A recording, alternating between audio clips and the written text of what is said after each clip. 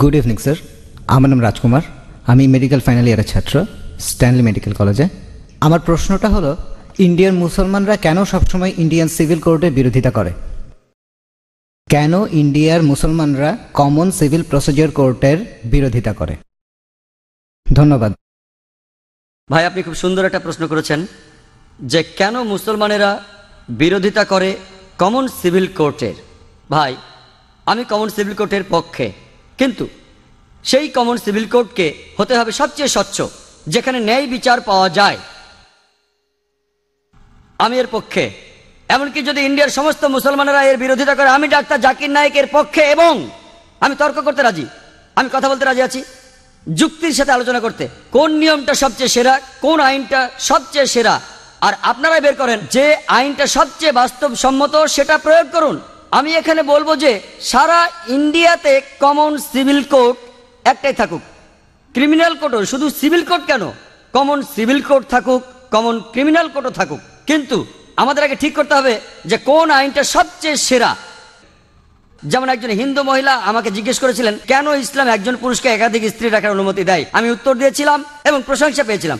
এই উত্তরে একমত হলে আপনাকে কমন সিভিল কোডে লিখতে হবে যে একজন পুরুষ একজনের বেশি স্ত্রী রাখতে পারবেন। আমরা জানি পৃথিবীতে মহিলার সংখ্যা পুরুষের চেয়ে বেশি, এর জন্য কোনো সমাধান নেই, কোনো ধর্মের সমাধান দেয়নি, যদিও কোনো ধর্মই বলে না যে মাত্র একটাই বিয়ে করুন, শুধুমাত্র কোরআন ছাড়া। আমি একটা উদাহরণ দিয়েছিলাম যে হিজাবের সঙ্গে ধর্ষণের সম্পর্ক। আমি উপমা দিয়েছিলাম যে সবচেয়ে কঠিন যে শাস্তিটা আমরা দিতে পারি, যে সর্বোচ্চ শাস্তিটা আমরা দিতে পারি, যার ফলাফল সবচেয়ে ভালো, যেমন ইসলাম বলে মহিলাদের হিজাব পরা উচিত, কোনো পুরুষ কোনো মহিলাকে দেখলে তার দৃষ্টি নিচু করবে, তারপরেও যদি কোনো পুরুষ ধর্ষণ করে সে সর্বোচ্চ শাস্তি পাবে, সেটা হলো মৃত্যুদণ্ড। আমি আমেরিকার পরিসংখ্যান দিয়েছিলাম যে 1990 সালে FBI এর রিপোর্ট অনুযায়ী 1756টি ধর্ষণ সংঘটিত হয়েছে প্রত্যেক দিন 1990 সালে।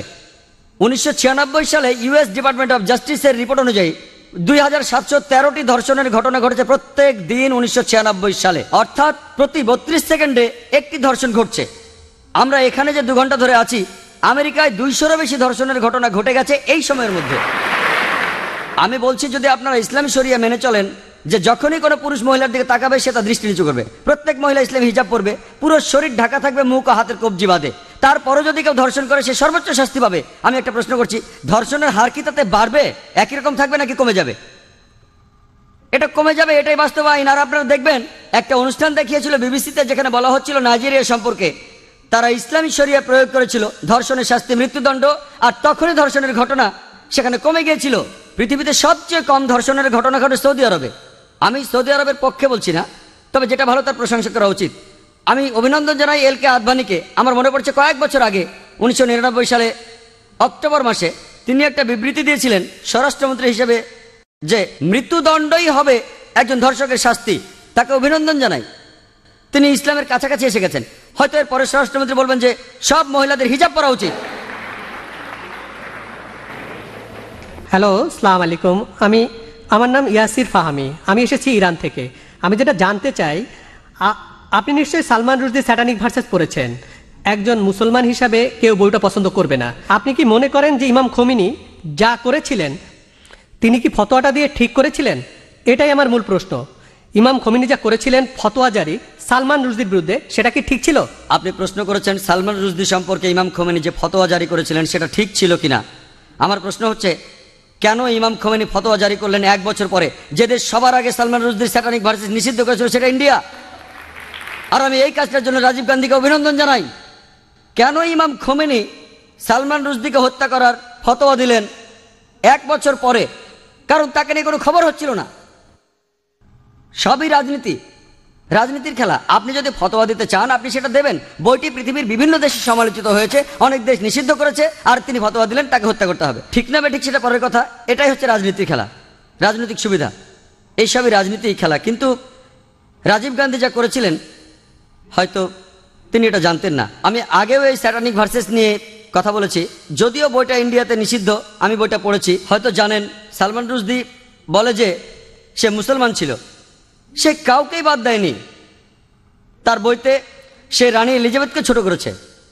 আর সেই একই ব্রিটিশ সরকার এক আমেরিকান লেখকের বই নিষিদ্ধ করেছে অশ্লীল শব্দ ব্যবহারের জন্য, father uncle cousin king. Margaret থ্যাচারকে উদ্দেশ্য করে। আর এই সালমান রুশদি শব্দটাকে আরো ভয়াবহ করলো আইএনজি যোগ করে। তারপরেও বইটা খুব জনপ্রিয়। তাহলে একজন আমেরিকান লেখক, তার বইটা নিষিদ্ধ হলো 4টা অক্ষর থ্যাচারকে বলার জন্য। আর এই লোক সালমান রুশদি সেটাকে ভয়াবহ করলো আইএনজি দিয়ে, সেই একই মার্গারেট থ্যাচারকে উদ্দেশ্য করে, কিন্তু সে পেল পুরস্কার। কেন? কারণ সে ইসলামের নিন্দা করেছে, এতে তারা খুব খুশি। আর আপনি কি জানেন সে বাদ দেয়নি রাম সীতাকেও? এদেরকে শ্রদ্ধা করে বেশিরভাগ ইন্ডিয়ান, তাদেরকেও ছোট করেছে। আমি শব্দটা আর বলতে চাই না, সে তাদেরকেও ছোট করেছে, তাদেরকেও ছাড়েনি। আর অনেক লোকই সেটা সমর্থন করে। তাই রাজীব গান্ধী সম্ভবত জানতেন না, কিন্তু পরে তিনি বইটা পড়ে বুঝতে পেরেছেন যে কাউকেই সেখানে বাদ দেওয়া হয়নি। তাহলে কেউ যদি সবসময় নিন্দা করে, পবিত্র কোরআনে সূরা মায়দার 33 নম্বর আয়াতে উল্লেখ আছে যে যদি কোনো ব্যক্তি আল্লাহর বিরুদ্ধে যুদ্ধ করে আর তার নবীর বিরুদ্ধে, অনেকগুলো পদ্ধতি আছে। একটা হচ্ছে তাকে মৃত্যুদণ্ড দিন, ক্রুশবিদ্ধ করুন, বিপরীত দিক থেকে হাত পা কেটে ফেলুন, অথবা দেশ থেকে বহিষ্কার করে দিন। আর এই আইন শুধু কোরআনে নয়, এটা বাইবেলেও আছে। যদি আপনি বুক অফ লেভিটিকাস পড়েন, সেখানে আছে যদি কেউ ধর্মের বিরুদ্ধাচরণ করে তাকে পাথর নিক্ষেপ করে হত্যা করো। এমনকি একজন পথিকও তাকে পাথর নিক্ষেপ করতে পারে যে ধর্মের বিরোধিতা করে। তাহলে এই আইন সব ধর্মগ্রন্থে আছে, শুধুমাত্র ইসলামে নয়, বেশিরভাগ ধর্মগ্রন্থেই এ কথা আছে। হতে পারে খ্রিস্টান ধর্ম, হতে পারে ইসলাম ধর্ম, হতে পারে ইহুদি ধর্ম। স্রষ্টার বিরোধিতা যদি নিশ্চিতভাবে ঈশ্বরের বিরোধিতা করা হয়, অন্য কোনো দেশে সীমা নাই। আমরা এখান থেকে ফতোয়া দিতে পারি না যে তাকে হত্যা করা হবে ইত্যাদি। যদি সেই দেশে ইসলামের আইন থাকে, কেউ স্রষ্টার বিরোধিতা করলে তার জন্য নির্দিষ্ট আইন এবং কিছু নিয়ম কানুন আছে। কিন্তু রাজনীতিবিদরা যা করেন, মুসলমান রাজনীতিবিদ হোক অথবা অমুসলমান রাজনীতিবিদ হোক, আমি দুঃখিত, আমি কোনো রাজনীতিবিদকে ছোট করতে চাচ্ছি না, সবাই না হলে আমি বলবো বেশিরভাগ, আপনি দেখবেন তারা নিজেদের সুবিধার জন্য আপোষ করছে। আর ঠিক এই কারণেই বলা হয়ে থাকে যে ধর্ম আর রাজনীতি দুটো আলাদা জিনিস, কিন্তু তারা ধর্মকে ব্যবহার করে হাতিয়ার হিসেবে খ্যাতি অর্জনের জন্য। মানুষ এই কাজটাই করে। আমাদের বোঝা উচিত যে ফতোয়া দিয়েছিলেন খোমেনি, আমার মতে এটা রাজনৈতিক ফায়দা লোটারি কৌশল। কিন্তু বইটা নিষিদ্ধ করেছিলেন রাজীব গান্ধী, সেটা ঠিক ছিল। তিনি নিষিদ্ধ করেছিলেন প্রথম, আর এখন এই নিষেধাজ্ঞা তুলে নেওয়া হচ্ছে। আমি জানি না এই নিষেধাজ্ঞা আছে না তুলে নিয়েছে। এই নিষেধাজ্ঞা তুলে নেওয়ার জন্য দাবি এসেছিল। তবে কেউ যদি স্রষ্টার বিরোধিতা করে, ইসলাম বলে, খ্রিস্টান ধর্ম বলে, খ্রিস্টান ধর্মে তাকে পাথর মেরে হত্যা করতে হবে। ইসলাম ধর্মে 4টা পথ আছে, হত্যা থেকে বহিষ্কার পর্যন্ত। খ্রিস্টান ধর্মে একটাই পথ, শুধুমাত্র পাথর মেরে হত্যা করা। ইসলামে 4টা পথ আছে, বেছে নিতে পারেন। খ্রিস্টান ধর্মে শুধুই পাথর মেরে হত্যা করা। আশা করি আপনি উত্তরটা পেয়েছেন। গুড ইভিনিং স্যার, আমি টি অনুরাগনী, একজন আইনের ছাত্রী। আমার ধারণা সন্ত্রাসবাদ বন্ধ করা যায়, নিদিম পক্ষে কমানো যায় যদি মানুষকে সহিষ্ণুতা শেখানো যায়। ইসলাম কি সহিষ্ণুতা সম্পর্কে কোনো উপদেশ দেয়? আর যদি দিয়ে থাকে, যাদের উপর ইসলাম ধর্মে এই দায়িত্বগুলো রয়েছে, মানে আমার মনে হয় ইসলাম ধর্মে, আমি আসলে শব্দগুলির সাথে পরিচিত না। হিন্দু ধর্মে যেমন গুরু আছেন, তেমনি ইসলাম ধর্মে যারা উপদেশ দেন অন্য মুসলমানদের, তো সেসব ক্ষেত্রে তারা কি সহনশীলতা সম্পর্কে কোনো শিক্ষা দেন? বোন, আপনি সুন্দর একটা প্রশ্ন করেছেন। ঠিকই বলেছেন যে সন্ত্রাস কমানো যায় সহনশীলতা চর্চার মাধ্যমে। ইসলাম সহনশীলতা শেখায় কিনা, ইসলামের ধর্মীয় নেতারা তারা সহনশীলতা শিক্ষা দেন কিনা? বোন, আমি আগে বলেছি, বেশ দ্রুতই বলেছিলাম, আমি এটার উপরে খুব একটা গুরুত্ব দেইনি। অনেকগুলো শর্তের একটা, যে কোনো মানুষের জন্য জান্নাতে যেতে হলে, বেহেশতে যেতে হলে, স্বর্গে যেতে হলে, সেটা হলো সহনশীলতা। পবিত্র কোরআনে সূরা আল আসরের 1 থেকে 3 নম্বর আয়াতে বলা হয়েছে যে ওয়াল আসর ইন্নাল ইনসানা লাফি খাসর ইল্লাল্লাযিনা আমানু ওয়া আমিলুস সলিহাতি ওয়া তাওয়াসাউ বিল হাক্কি ওয়া তাওয়াসাউ বিস সাবর। মহাকালের শপথ, মানুষ অবশ্যই ক্ষতিগ্রস্ত, কিন্তু উহারা নহে যাহারা ঈমান আনে ও সৎকর্ম করে এবং পরস্পরকে সত্যের উপদেশ দেয়, এটাকে বলে দাওয়া। আর সহনশীলতা ও ধৈর্যের উপদেশ দেয়। সহনশীলতা হলো জান্নাতে যাওয়ার অন্যতম একটি শর্ত। যদি আপনি সহনশীল না হন, সূরা আসর অনুযায়ী আপনি বেহেশতে যেতে পারবেন না। শুধু সহনশীল হলেই চলবে না, অন্য মানুষকেও সহনশীলতার পথে আনতে হবে। তবে সহনশীলতা শব্দটার অনেক রকম অর্থ করা যায়। আর বিশেষজ্ঞরাও বলবেন সহনশীলতারও একটা সীমা আছে। সহনশীলতা বলতে কি বোঝেন? ভালো, কেউ যদি আপনার সাথে অন্যায় কিছু করে, আপনি প্রতিশোধ নিলেন না, খুব ভালো, কতদিন করবেন? তাই সহনশীলতারও একটা সীমা আছে। আর ইসলাম ধর্মে জালিম সেই লোক যার কাজ হলো জুলুম করা। অর্থাৎ আপনি বলতে পারেন যে ক্ষতি করে সবার। জালিম রয়েছে 2 প্রকার। এক প্রকার সে ক্ষতি করে অন্য মানুষের, আরেক প্রকার সে ক্ষতি করে নিজের। 2 প্রকার জালিম রয়েছে। 2 জনকে বলা হয় জালিম। একজন জুলুম করে অন্যের উপর, আরেকজন করে জুলুম নিজের উপর। আমাদের প্রিয় নবী সাল্লাল্লাহু আলাইহি সাল্লাম বলেছেন, এর উল্লেখ আছে সহিহ মুসলিম হাদিসে, যদি তোমার চোখের সামনে অন্যায় কিছু ঘটে, যদি তুমি পারো সেটা বন্ধ করো তোমার হাত দিয়ে, যদি হাত দিয়ে বন্ধ করতে না পারো বন্ধ করো তোমার মুখ দিয়ে, তোমার জিহ্বা দিয়ে, যদি জিহ্বা দিয়ে বন্ধ করতে না পারো অন্ততপক্ষে মনে মনে নিন্দা করো যে কাজটা অন্যায়। আর তুমি যদি এটা করো তুমি একেবারে নিচের স্তরের বিশ্বাসী, নিচের স্তরে। তাই আমাদের কি করতে হবে? সহনশীল হতে হবে, অন্যকে হতে বলতে হবে। যেমন আল্লাহ বলেছেন পবিত্র কোরআনে সূরা বাকারার 153 নম্বর আয়াতে, ইন্নাল্লাহা মা'আস সাবিরিন, নিশ্চয়ই আল্লাহ সবরকারীদের সাথে আছেন। যখন তুমি সবর করো খেয়াল রাখবে যেন সীমা অতিক্রম না করে। এরও একটা সীমা আছে, সহনশীলতার একটা সীমা আছে। কোনো কিছু সীমা ছাড়ানোর আগে যদি আপনি দেখেন একজন মহিলাকে ধর্ষণ করা হচ্ছে, আপনি ওই মহিলাকে বলতে পারেন না সহ্য করেন, সমস্যা নেই। যদি আল্লাহ আমাকে শক্তি দিয়ে থাকেন, আমি যদি দেখি একজন মহিলা ধর্ষিত হচ্ছেন, আমি সেটা বন্ধ করার চেষ্টা করবো হাত দিয়ে। যদি না পারি তাহলে বলবো, আরে ভাই সাহেব ধর্ষণ করবেন না। মুম্বাইয়ের একটা খবর, একটা বাচ্চা মেয়ে, 13 বছরের একটা বাচ্চা মেয়ে, তাকে ধর্ষণ করেছে এক লোক। সেখানে 5 জন যাত্রী ছিল, তাদের মধ্যে একজন আপত্তি তুললো, সবাই বাধা দিয়েছিল। আরে 5 জন লোক একটা মাতালকে আটকে দিতে পারতো, 5 মাতাল, কিন্তু তারা কিছুই করেনি। মানবতার হয়েছেটা কি? মানুষ আজ কোথায় গিয়ে দাঁড়িয়েছে? 5 জন জোয়ান লোক সামলাতে পারে না একজন মাতালকে যে মেয়েটাকে ধর্ষণ করছে। এটা কি সহনশীলতা? আমি বলবো কাপুরুষতা। সেজন্য আমি বলছি, যদি এই 5 জন লোক সন্ত্রাসী হতো, সন্ত্রাসী মানে যারা অসামাজিকদের মনে ভয় জাগায়, ওই মাতালটা এই কাজ করার সাহস পেত না। তাহলে বোন আমরা উৎসাহ যোগাবো, চেষ্টা করব যাতে মানুষ আরো সহনশীল হয়, একই সাথে তারা যেন কাপুরুষ না হয়। খেয়াল রাখতে হবে অসামাজিক যা কিছু আছে সেগুলো যেন কমে যায়। আর সবাইকে একসাথে চেষ্টা করতে হবে, দেখতে হবে ওই লোকগুলো, ওই অসামাজিক লোকগুলো যেন অন্যায় থেকে বিরত থাকে। আশা করি উত্তর পেয়েছেন।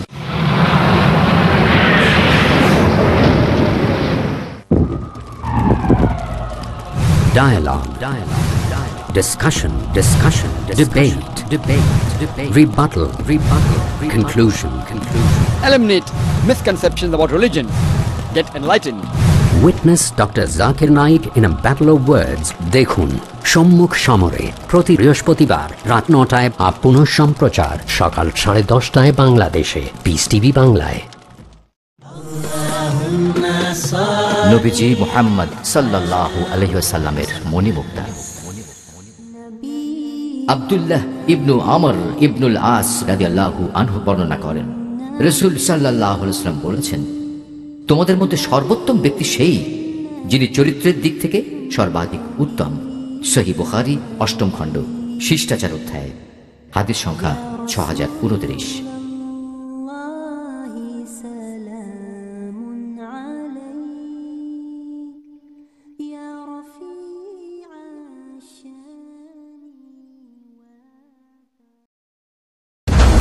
পরিবেশ কুসংস্কার কিভাবে আমাদের আকীদার মধ্যে ঢুকেছে, এটা একটি অপসংস্কৃতি, অপবিশ্বাস।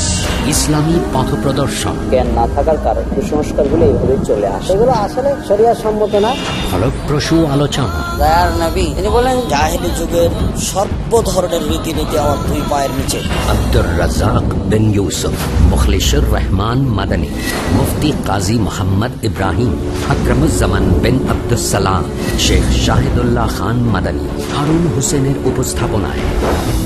কুসংস্কারগুলি আমাদের চিনা দরকার, এগুলোই পরিহার করতে হবে। বান্দা অর্থাৎ মুমিন বান্দা সে ভরসা করবে আল্লাহ সুবহানাহু ওয়া তাআলার উপর। এই জিনিসটাই হলো মূল সকল শক্তির উৎস হলো আল্লাহ সুবহানাহু ওয়া তাআলা। আপনিও হতে পারেন সেই সফল সম্মেলনের সাক্ষী। দেখে আমাদের বিরল অনুষ্ঠান জালসায়ে উলামা। পরবর্তী অনুষ্ঠান পিস টিভি বাংলায়।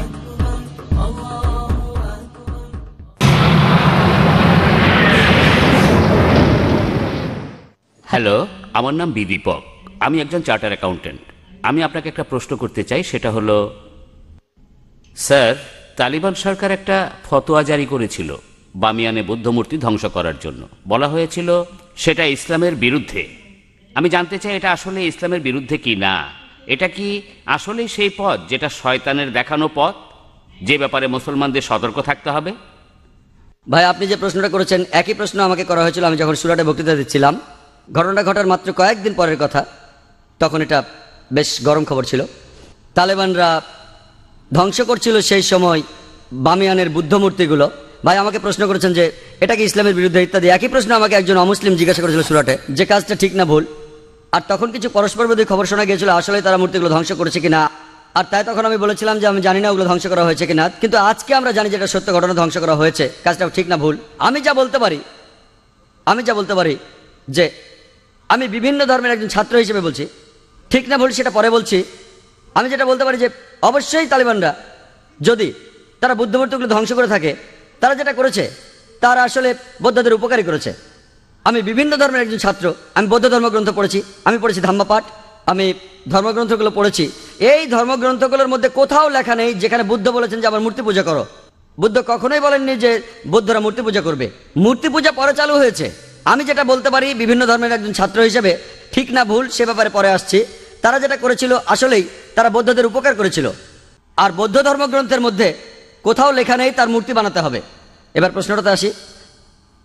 এই প্রশ্নটা আমাকে এক সাংবাদিক করেছিল ব্যাঙ্গালোরে, যে শুধু এই কারণে ইসলাম মনে করে মূর্তি পূজা করা একেবারে নিষিদ্ধ। অন্য ধর্মে আছে, খ্রিস্টান ধর্ম বলে, যদি আপনি পড়েন ওল্ড টেস্টামেন্ট, এটা বলা হচ্ছে বুক অফ ডিউটেরোনমিতে 5 নম্বর অধ্যায়ে 7 থেকে 9 অনুচ্ছেদে। এছাড়া বুক অফ এক্সোডাসে 20 নম্বর অধ্যায়ে 3 থেকে 5 নম্বর অনুচ্ছেদে বলা হয়েছে আমাকে ছাড়া অন্য কারো উপাসনা করো না, আমার উপাসনা করতে কোনো প্রতিমা তৈরি করো না, আমার কোনো রূপক তৈরি করো না, উপরের স্বর্গ নিচের পৃথিবী অথবা পৃথিবীর নিচের সমুদ্র থেকে তাদের সামনে নতজানু হয়েও না, তাদের সেবা করো না, কারণ আমি ঈশ্বর সৃষ্টিকর্তা খুব ঈর্ষাপরায়ণ। তাই খ্রিস্টান ধর্ম অনুসারে, ইহুদি ধর্ম মতে মূর্তি তৈরি করে তাকে ঈশ্বর বলা একেবারে নিষিদ্ধ, একইভাবে নিষিদ্ধ ইসলামেও। তো আমি যখন উত্তর বললাম তারা বৌদ্ধদের উপকার করলো, তখন প্রশ্ন করেছিল যে মূর্তি ভেঙে এই তালেবানরা তারা কি দুঃখ কষ্ট দেয়নি লক্ষ লক্ষ বৌদ্ধদের? আমি বলেছিলাম হ্যাঁ। তাহলে ইসলামকে অনুমতি দেয় লক্ষ লক্ষ বৌদ্ধদের দুঃখ কষ্ট দেওয়ার? আমি সেই সাংবাদিককে প্রশ্ন করেছিলাম কি করা যাবে যদি ইন্ডিয়ান সরকার ধরে ফেলে বেশ কিছু ড্রাগস, কোকেন, ব্রাউন সুগার, যার দাম 10 কোটি টাকা, প্রায় $1.5 মিলিয়ন দামের ড্রাগস ধরলো, তারা কি করবে ইন্ডিয়ান সরকার? সেই সাংবাদিক বললেন যে ইন্ডিয়ান সরকার সেটা পুড়িয়ে ফেলবে। আমি বললাম ভালো। তারপর বললাম আপনি কি জানেন এই পৃথিবীতে লক্ষ লক্ষ মানুষের কাছে ড্রাগস ঈশ্বর? তাহলে আপনি কি ইন্ডিয়ান সরকারের সাথে একমত হবেন না, তাদের বিপক্ষে যাবেন যে তারা ধ্বংস করেছে লক্ষ লক্ষ মাদক সেবীদের ঈশ্বরকে? কারণ ইন্ডিয়ান সরকার মনে করে যে ড্রাগস ক্ষতি করে শরীরের জন্য, তারা যা করছে ঠিক করছে, যদিও সেটা কষ্ট দিচ্ছে লক্ষ লক্ষ ড্রাগ অ্যাডিক্টেডদের, কিন্তু এটা ঠিক না জেনেই তারা পুড়িয়ে ফেলছে। আপনি সেখানে গিয়ে ইন্ডিয়ান সরকারকে বলতে পারেন না যে কেন ড্রাগস পড়াচ্ছেন, অ্যাডিক্টেডদের খারাপ লাগবে। তাই একইভাবে আফগানিস্তান, সেখানকার সরকার, এটা তাদের সম্পত্তি, ওই মূর্তিগুলো তাদের সম্পত্তি। যদি তারা এই কাজ করতো অন্য কোনো দেশে তাহলে আপত্তি জানাতে পারতেন। তারা তাদের দেশে এটা করেছে, এটা তাদের সম্পত্তি, তাদের পছন্দ হলে তারা রাখবে, ইচ্ছে হলে ধ্বংস করে ফেলবে। আমরা আপত্তি জানানোর কে? আমরা কে? আর এছাড়াও যদি আপনি দেখেন যে লোকজন নিজেদের মধ্যে বলা বলি করছে যে ইন্ডিয়ান সরকার খুবই সহনশীল। আপনি কি জানেন যে বোম্বেতে যখন আপনি ডোমেস্টিক এয়ারপোর্টে আসবেন, সান্টাক্রুজ এয়ারপোর্টে, যেখানে একটা বড় মূর্তি ছিল মহাবীরের হোটেল জালের ঠিক সামনেই মূর্তিটা ছিল নগ্ন। তারপর লোকজন আপত্তি জানালো, তখন মূর্তিটার সামনে একটা দেয়াল তুলে দেওয়া হলো। তারপর কয়েক মাস পরে তারা সরিয়ে ফেললো মূর্তিটা। এই একই লোকগুলি যারা আপত্তি জানালো মূর্তির ব্যাপারে, সেই লোকগুলো নিন্দা জানাচ্ছে আফগানিস্তানকে। কেন? একই লোকগুলো আপত্তি জানালো রাস্তার উপর একটা মূর্তির ব্যাপারে। দেখলেন? আপনি কি জানেন ইন্ডিয়াতে জৈন ধর্মের অনুসারীর সংখ্যা আফগানিস্তানের বৌদ্ধদের চেয়ে বেশি? তাই যখন বোম্বের সরকার সেই মূর্তিটাকে সরিয়ে ফেললো, যাকে মনে করা হয় ঈশ্বর, যাকে মনে করেন তীর্থঙ্কর জৈনরা, আর জৈন ধর্মের অনুসারীর সংখ্যা ইন্ডিয়াতে যারা আছে আফগানিস্তানের বৌদ্ধদের চেয়ে বেশি, সেই সময় কি আপত্তি তোলেনি? আর যখন আফগানিস্তান সরকার এটা করছে তখন আপনি আপত্তি জানাচ্ছেন কেন? এই দুই মুখ নীতি। কারণটা হচ্ছে ওয়ার্ল্ড ব্যাংক।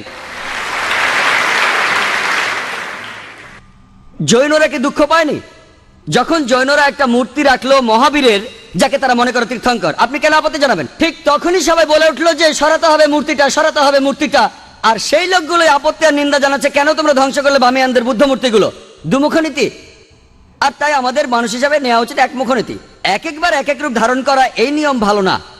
আমি যেটা মনে করি এটা তাদের সম্পত্তি। ধরেন একজন অমুসলিম একটা বাড়ি কিনলো, সেই ঘরের মধ্যে খোদাই করা আছে কাবা শরীফ, ধরেন কাবা শরীফ। যদি সেই অমুসলিম কাবা শরীফ পছন্দ না করে সেটা ঢেকে ফেলে, কে আপত্তি জানাবে? যদি কেউ, আর বিশ্বাস করেন যদি কোনো মুসলমান যদি সে তৈরি করে কোন মূর্তি মোহাম্মদ সাল্লাল্লাহু আলাইহি সাল্লামের, আপনি যদি সেই মূর্তি ধ্বংস করেন, সারা বিশ্বের মুসলমান যদি আপনার বিপক্ষে থাকে, আমি ডাক্তার জাকির নায়েক আপনার পক্ষে থাকবো। কারণ মোহাম্মদ সাল্লাল্লাহু আলাইহি সাল্লামের মূর্তি তৈরি করা সম্পূর্ণ নিষেধ। যদি কোনো মুসলমান পাগল মোহাম্মদ সাল্লাল্লাহু আলাইহি সাল্লামের মূর্তি তৈরি করে এবং তার পুজো করে, আর আপনি একজন অমুসলিম যিনি ইসলাম সম্পর্কে জানেন, আপনি যদি সেই মূর্তি ধ্বংস করেন, যদি সারা বিশ্বের মুসলমান আপনার বিপক্ষে থাকে, আমি ডাক্তার জাকির নায়েক আপনার পক্ষে থাকবো। মিস্টার জাকির নায়েক, ইসলাম ধর্ম কি বলে অন্য ধর্ম বা ধর্মীয় দেবতাদের অপমান বা ছোট করার ব্যাপারে? আমি এই প্রশ্নটা যে কারণে করেছি যে যখন একজন ইন্ডিয়ান চিত্রশিল্পী যিনি একজন মুসলমান তিনি এঁকেছেন হিন্দু দেবী সরস্বতীকে নগ্ন অবস্থায়, যেখানে সবাই প্রশংসা করেছিল যে এটা মত প্রকাশের স্বাধীনতা, আর প্রত্যেক ইন্ডিয়ান এবং সমর্থকই যখন সালমান রুশদি একটা বই লিখেছিল ইসলাম সম্পর্কে, যখন বইটা রাজীব গান্ধী নিষিদ্ধ করলেন প্রায় প্রত্যেক ইন্ডিয়ানই সেটা সমর্থন করেছিল। কিন্তু যখন হুসেন আঁকলেন একজন হিন্দু দেবীকে নগ্নভাবে, ইন্ডিয়ার রাজনৈতিক দলগুলো বিশেষ করে কমিউনিস্ট দলগুলো তারা বলেছিল যে এটা মত প্রকাশের স্বাধীনতা, তিনি যা খুশি আঁকতে পারেন। এখন ইসলাম এ সম্পর্কে কি বলে? অন্য ধর্মের দেবতাদের অপমান করা সম্পর্কে? ভাই, আপনি যে মুসলমান শিল্পীর কথা বলেছেন তিনি এফ এম হোসেন, নাম বলেননি, হয়তো জানেন না বা জেনেও বলতে চাননি। এফ এম হোসেন বোম্বেতে থাকেন, আমিও শহর থেকে এসেছি। তিনি কিছু ছবি এঁকেছেন সরস্বতী দেবীর নগ্নভাবে, আর অনেক সাংবাদিকই তাকে সমর্থন করেছেন যে এটা মত প্রকাশের স্বাধীনতা। আপনি আমার মতামত জানতে চান? প্রথম কথা, কোনো মহিলা দেবী হোক বা না হোক, তার নগ্ন ছবি আঁকা ইসলামে সম্পূর্ণ হারাম, হোক সে মুসলিম বা অমুসলিম। এটা একেবারে অনৈতিক, অমানবিক। কেন আপনি আপনার মেয়েকে বিক্রি করবেন? কেন আপনি পিছিয়ে যাবেন? দেখেন পশ্চিমা কালচারে কি হচ্ছে। তারা বিক্রি করছে আমাদের বোনদের, বিক্রি করছে মায়েদের। একটা বিখ্যাত অ্যাডের নাম শুনেছিলাম, বিএমডাব্লিউ গাড়ির। বিএমডাব্লিউ গাড়ির নাম শুনেছেন? এটা অনেকটা মার্সিডিজের মতো, ধনী লোকদের জন্য মার্সিডিজ খুব দামি একটা গাড়ি। সেই বিজ্ঞাপনে আমি দুঃখের সাথে বলছি, আমি শুনেছিলাম যে এক মহিলা বিকিনি পরে দাঁড়িয়ে আছে, গাড়ির সামনে উপরে লেখা আছে তাকে পরীক্ষামূলকভাবে চালানো শুরু করে এখনই। কাকে? গাড়ি না মেয়েটাকে? গাড়ির সামনে ওই মেয়েটার কি প্রয়োজন ছিল? তাহলে এই সব কিছুই মত প্রকাশের স্বাধীনতার নামে মেয়েদের অপমান করা। এফ এম হোসেন যা করেছেন সেটা সম্পূর্ণ ভুল। মূল প্রশ্নতে আসি, আপনি কি সমালোচনা করতে পারেন অন্যান্য ধর্মের দেবতাদের? পবিত্র কোরআনে সূরা আনামের 108 নম্বর আয়াতে উল্লেখ আছে যে তাদের নিন্দা করো না, তাদের ছোট করো না যারা অন্য কারো উপাসনা করে আল্লাহকে বাদ দিয়ে, বরং তারাই না জেনে নিন্দা করে আল্লাহ সুবহানাহু ওয়া তাআলার। কোরআন বলছে নিন্দা করো না ওই দেবতাদের যারা তাদের উপাসনা করে আল্লাহকে ছাড়া, বরং তারাই না জেনে নিন্দা করে আল্লাহ সুবহানাহু ওয়া তাআলার। তাই ইসলাম ধর্মে এটা নিষিদ্ধ। আরো নিন্দা করা কোন ধর্মের দেবতাকে যদি আপনি তাকে মানেন না, এটা নিষিদ্ধ। একই কথা কোরআনে সূরা আনামের 108 নম্বর আয়াতে বলা হয়েছে। আর এফ এম হোসেন যা করেছেন, একটা নগ্ন ছবি এঁকেছেন, এটা ইসলামে সম্পূর্ণ নিষিদ্ধ। আশা করি উত্তরটা পেয়েছেন।